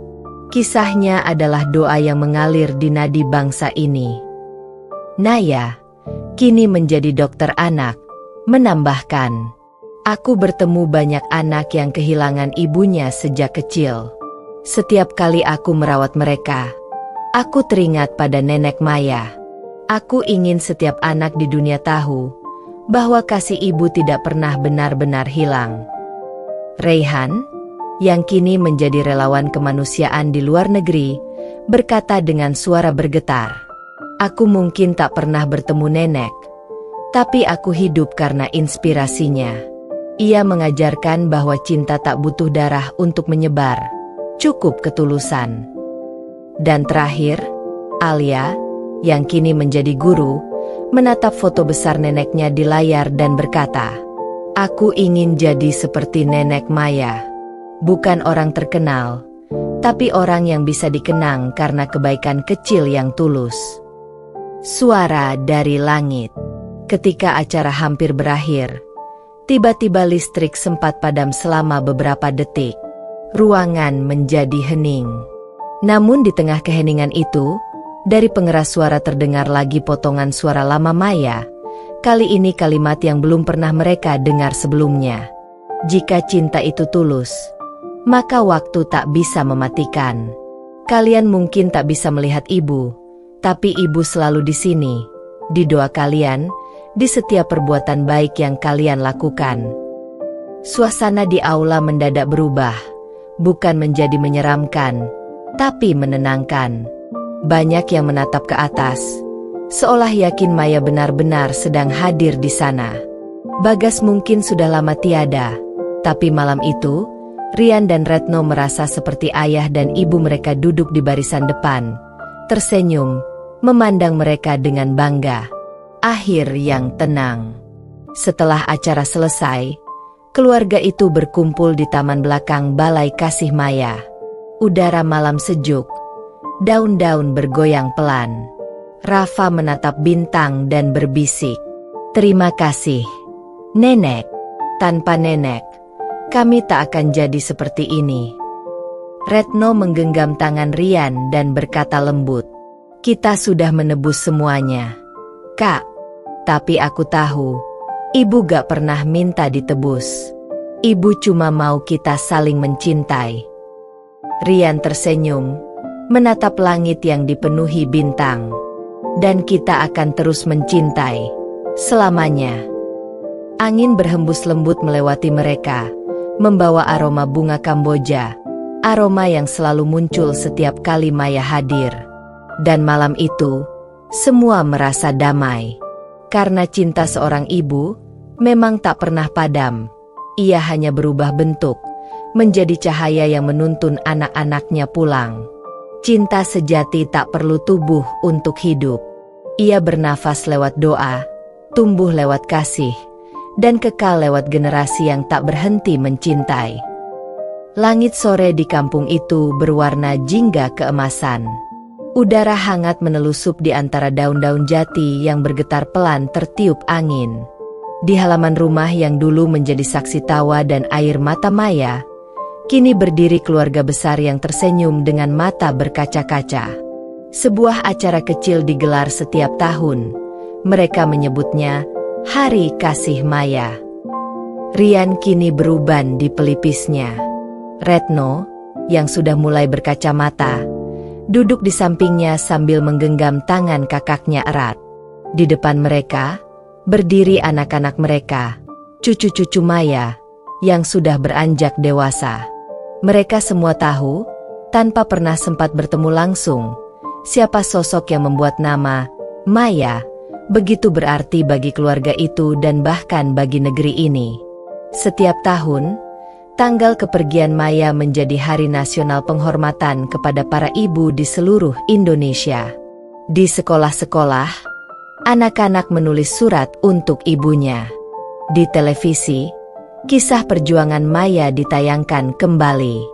Di media sosial, tagar Hari Kasih Maya menjadi trending, sebuah pengingat agar tak ada lagi anak yang menyesal karena menunda mengucapkan cinta kepada ibunya. Namun bagi Rian, Retno, dan Bagas, hari itu bukan sekadar seremonial. Itu adalah penebusan. Sebuah cara untuk terus menjaga ingatan tentang perempuan yang membesarkan mereka dengan tangan dan air mata, yang mencintai tanpa syarat bahkan saat hatinya dihancurkan. Bagas, yang kini lebih sering duduk di kursi roda, memandang foto Maya yang tergantung di ruang tamu. "Maafkan aku, Mei," bisiknya lirih. "Andai aku bisa memutar waktu, aku akan jadi suami yang lebih baik. Aku akan menjagamu, bukan hanya membiarkanmu berjuang sendirian." Rian menatap ayahnya dengan mata yang juga basah. "Aku juga, Yah. Aku menyesal dulu terlalu sibuk dengan dunia luar sampai lupa dunia kecil yang membesarkanku, Ibu." Sementara itu, Retno berdiri di depan pusara ibunya. Di tangannya, setangkai bunga melati putih, bunga kesukaan Maya. Ia menunduk lama, lalu tersenyum lembut. "Ibu, lihatlah kami sekarang. Kami sudah jadi orang tua. Kami ajarkan anak-anak kami untuk tak mengulangi kesalahan kami dulu. Kami ceritakan bagaimana engkau berjuang, bagaimana engkau tetap tersenyum meski dunia begitu kejam padamu." Angin sore berhembus lembut, seolah menjawab. Selembar daun melati jatuh tepat di telapak tangan Retno. Ia memejamkan mata. Dalam keheningan itu, ia seperti mendengar suara lembut ibunya, suara yang dulu meninabobokan mereka saat kecil. "Nak, Ibu tidak pernah marah. Ibu hanya ingin kalian bahagia. Itulah doa Ibu, bahkan sampai nanti, di alam sana." Air mata Retno menetes, tapi kini bukan lagi air mata duka. Ia merasa damai. Rian dan Bagas pun bergabung, dan mereka bertiga berdiri di depan makam yang sederhana itu, Makam yang kini selalu dipenuhi bunga dari orang-orang yang terinspirasi oleh kisah Maya. Cucu-cucu Maya datang membawa lilin kecil dan menyalakannya di sekitar pusara. Mereka bernyanyi pelan, lagu yang dulu diciptakan Rian untuk mengenang ibunya. Kau pelita dalam gelapku, kau doa yang tak pernah padam. Meski kau jauh di langit sana, kasihmu abadi selamanya. Sinar lilin menari lembut di udara sore yang mulai gelap. Cahaya itu seolah menghidupkan kembali sosok Maya, senyumnya, kelembutannya, dan cinta tanpa syarat yang dulu sering terabaikan. Maya memang telah tiada, tapi cintanya tak pernah mati. Ia hidup di hati setiap anak, setiap cucu, bahkan di hati orang-orang yang belajar dari kisah hidupnya. Dan di bawah langit jingga itu, keluarga besar Maya memeluk satu sama lain dengan hangat. Tak ada lagi dendam, tak ada lagi penyesalan. Yang tersisa hanyalah cinta yang tulus, yang akhirnya menemukan jalannya kembali setelah melewati badai panjang. Karena kasih seorang ibu tak akan pernah hilang, bahkan setelah napas terakhirnya terhenti. Ia abadi, tumbuh di setiap hati yang pernah disentuhnya. Tamat. Pesan penulis. Jika kisah ini menyentuh hatimu, jangan lupa untuk like, komen, dan subscribe agar lebih banyak orang terinspirasi untuk mencintai dan menghargai ibunya sebelum terlambat. Tulis di kolom komentar, "Aku sayang ibu," jika kamu masih sempat mengucapkannya hari ini.